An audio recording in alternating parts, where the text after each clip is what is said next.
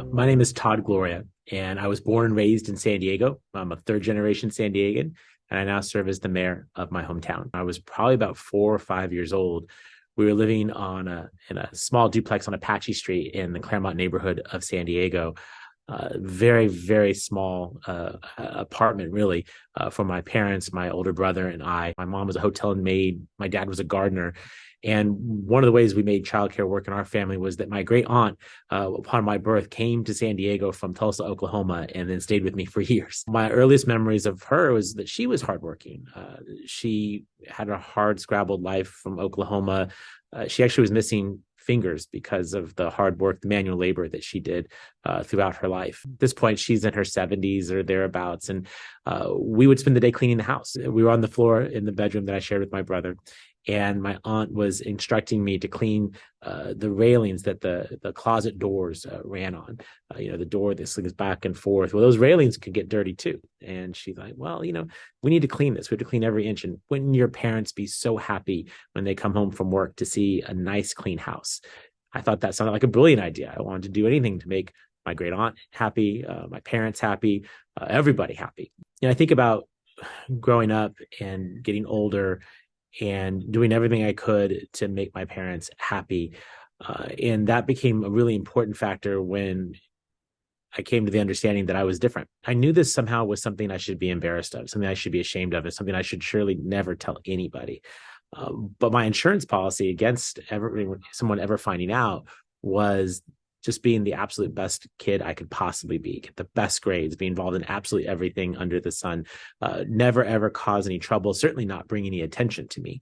And so I would clean my room because I was never going to have my parents say, go in my room and say, go clean your room. I wasn't going to have them have to interact with my teachers any more than they needed to. All they needed to know is I was getting an A.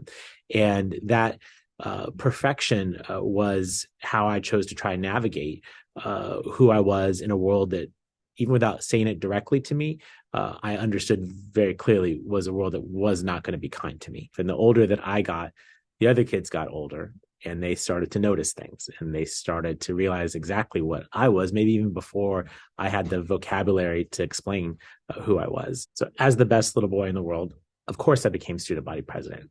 And my senior year of high school, remember running our student council meetings, dozens of students crowded into a classroom, all sitting around this large podium that I commanded as the student body president, standing there at that wooden podium, I'll never forget it, and calling upon one of the other students who asked me the question, where are you going to be this weekend? I said, I don't know. Why do you ask? And he said, well, because I'm going to go out gay bashing this weekend, and I'd like to know where you're going to be. Naturally, kids started laughing, snickering, commenting amongst themselves. And it was really embarrassing. And I simply carried on with the meeting. Didn't acknowledge the comment, and went about doing my job because that was what I'm supposed to do. So as difficult as that day was, I just kept my head down and kept doing the work. That allowed me to go to the University of San Diego on a full ride scholarship. And what was helpful about that was that allowed me to be able to support myself. I got a job. I started working for the county of San Diego, started getting a paycheck, had a car, and I started to feel like I could take care of myself if the worst were to happen. And the worst, of course, being coming out and my family rejecting me. And after a while, you get so tired. And so I chose to tell my mom first because I believed that she would be the most accepting. And I remember her being really afraid for me. I think what it was she was afraid of what would happen to me, particularly in that time. This is in the 1990s. I think she was worried about HIV and AIDS. I think she had all kinds of notions because she didn't know any gay people. What was she to know? It wasn't necessarily the warm embrace that I was hoping for, but it wasn't the rejection that I certainly feared. Funny thing was I left my dad to the end. And my dad, it's like any straight guy, he had some of that locker room talk that certainly sent signals to me as a kid that maybe he wasn't going to be the best ally. And so I remember he was working in the yard. He was sort of had his back to me, and I sort of stood there for a long period of time. It was very awkward, I think. Eventually, I just kind of blurted out the words, not the words, but the words, Dad, I got to tell you something. I remember him getting up, turning around, hugged me and said, I know and I love you.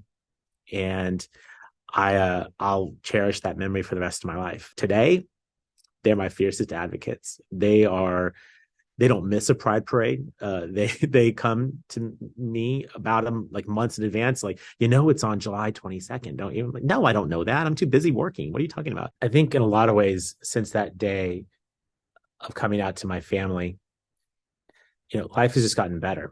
And it's not to say that I'm different. I am still the guy that's going to clean the tracks of my closet door. It's always going to be immaculate. You can come to my house right now. It's going to be clean. But I continue to be a perfectionist and to want to fix things and clean things up and please other people as a motive about service, not about deflection. What I found is that life is just better, and that I don't have to mask my identity. I don't have to use my perfectionism as a shield, but it's actually integrated into who I am. And I'm better for it. I was at a high school recently, and this young lady came up to me after I spoke about voters and voting and whatnot. And she just very quietly just said to me, I'm a member of the family as well. And she just smiled. And I can't imagine having done that when I was her age. But I hope that she saw the mayor of her hometown being who he is, accepted for who he is. And maybe that gave her a sense that she too could be accepted for who she is and be celebrated and be successful. I hope folks trust in themselves enough to be able to live out their dream and be who they want to be, understanding that some of those things that you might have been using previously to keep yourself safe can actually be redeployed to actually make you successful, and more importantly, to make you happy.